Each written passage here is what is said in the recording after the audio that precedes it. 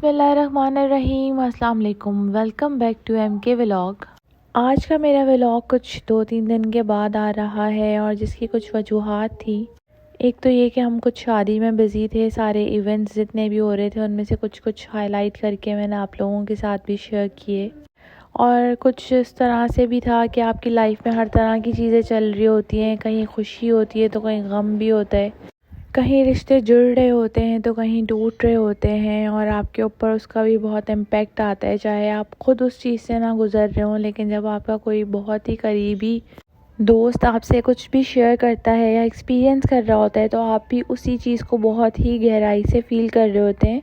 तो बस पहले मैंने सोचा कि आप लोगों से ये चीज़ डिस्कस ना करूं और एक नए व्लॉग के साथ आऊं, लेकिन मैंने सोचा जब हम आपके साथ अपनी खुशियां शेयर कर रहे होते हैं, डेली रूटीन शेयर कर रहे होते हैं, तो व्हाई नॉट मैं इस टॉपिक पे भी बात करूं।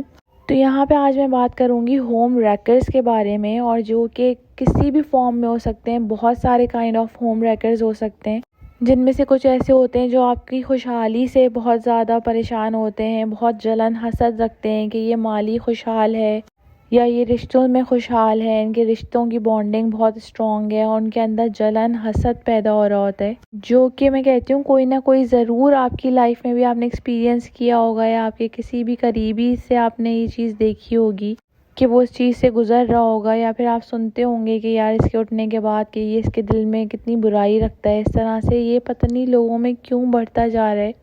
कोई किसी की कामयाबी से खुश नहीं होता है, चाहे वो रिश्ते की कामयाबी हो, चाहे वो माली कामयाबी हो, किसी किस्म की भी। अब यहाँ पे मैं एक एग्जांपल यूट्यूब चैनल को लेके दे देती हूँ कि यहाँ पर जब चैनल बनता है, कोई भी बनाता है, तो उसके पीछे भी उसकी बहुत सारी चीज़ें होती हैं। सबसे पहला फर्स्ट पॉइंट देखें, यहाँ पर जो भी है ना वो है अर्निंग के लिए लोग आते हैं यूट्यूब पे।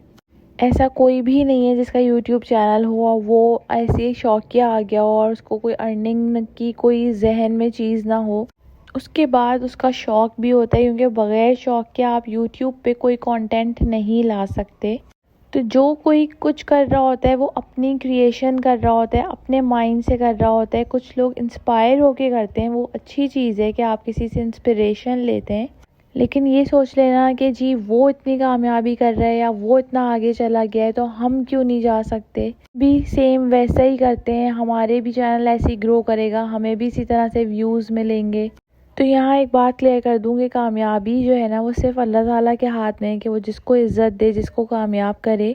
और आपके हाथ में सिर्फ मेहनत है। मेहनत के बाद आपको कुछ ना कुछ रिज़ल्ट ज़रूर मिलता है। इस चीज़ पे सिर्फ लोगों का यकीन होना चाहिए। ये नहीं होना चाहिए कि इसके पास ये है तो हमारे पास क्यों नहीं है। इससे आपको कुछ भी हासिल नहीं होगा, ना आप खुद कुछ बन सकेंगे, ना ही कोई मेहनत का फल हासिल कर सकेंगे। तो ये जो नसीब होता है ना, ये आप किसी का छीन नहीं सकते और ना ही अपना नसीब किसी से बदल सकते हैं। तो एक छोटी सी बात यहाँ पर कहूँगी कि अच्छा सोचिए, अच्छा करिए तो आपके साथ भी अच्छा ही होगा।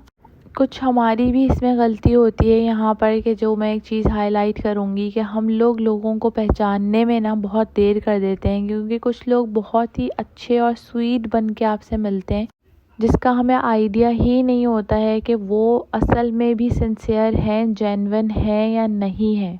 और कुछ लोगों पे बहुत अरसे बाद जाके बात खुलती है, कुछ लोगों को पता ही नहीं चलता है, और कुछ लोग बहुत जल्दी पहचान लेते हैं कि नहीं, जैसा ये सामने से है वैसा ये हमारे पीछे नहीं है। तो मैं आपको थोड़ी सी सिर्फ यही चीज़ बोलूँगी, ये किसी पे भी ब्लाइंड ट्रस्ट ना करें। आजकल के रिश्ते जो है ना वो बहुत ज़्यादा फेक होते चले जा रहे हैं।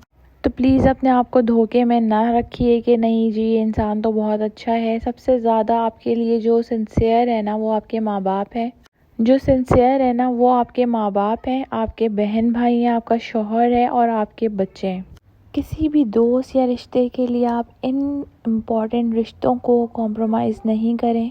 यही चीज़ हस्बैंड्स के लिए है कि अगर उनकी वाइफ है, उनके बच्चे हैं, उनके पेरेंट्स हैं, उनके सिबलिंग्स हैं, इसके अलावा इनको कॉम्प्रोमाइज़ करके किसी और रिश्ते को इम्पोर्टेंस देना बिल्कुल भी अच्छा नहीं है। तो प्लीज़ इस बात को टाइम से समझ लीजिए। कुछ लोगों को बहुत देर में समझ में आती है, जब बहुत सारी चीज़ें। तो बस मेरा मैसेज यही है कि वो किसी भी फॉर्म में हो, होम रेकर्स जो कि लोगों के घर तोड़ने में या फिर किसी के भी रिलेशनशिप में मिसअंडरस्टैंडिंग क्रिएट करते हैं या इंटरफेयर करते हैं, तो उनको अपनी जगह पर ही रहना चाहिए और अगले बंदे को उनको उनकी पोजीशन बता देनी चाहिए कि आपका इस मामले में कोई ताल्लुक़ नहीं है, आप अपने काम से काम रखें, ज़्यादा इंटरफेयर ना करें। चाहे वो वाइफ हो चाहे वो हस्बैंड हो, उसको ये सोचना चाहिए कि आप अपनी बीवी से ज़्यादा किसी को भी प्रायोरिटी ना दें, और वो भी वो बातें सुन के कि जो कि आपको बज़ाहिर नहीं लग रही होती हैं कि वो आपके अगेंस्ट है, लेकिन वो होती हैं अगेंस्ट, और आप बाद में इस चीज़ को समझते हैं। तो आप पहले ही समझ लें तो बहुत सारे घर और बहुत सारे रिश्ते टूटने से वक्त पे बच जाएंगे। यहाँ पे एक छोटी सी बात और ऐड करूँगी कि आप अपने दोस्तों में भी सोच के दोस्ती किया करें कि आप जो है ना, एक दोस्त 100 दोस्तों से वो बेहतर है जो जेन्युइन हो, जो सिंसियर हो आपसे। एक हजूम अपने साथ लेके चलने से बेहतर एक सिंसियर दोस्त है, वो आप यकीन करें आपके बहुत काम आता है, आपके हर अच्छे और बुरे वक्त में। तो बस लास्ट में यही कहूँगी कि अल्लाह ताला सबको नेक हिदायत दे कि वो नेक अमल और नेक रास्ते पे चलें। Thank you so much for watching my vlog. Take care. Allah Hafiz.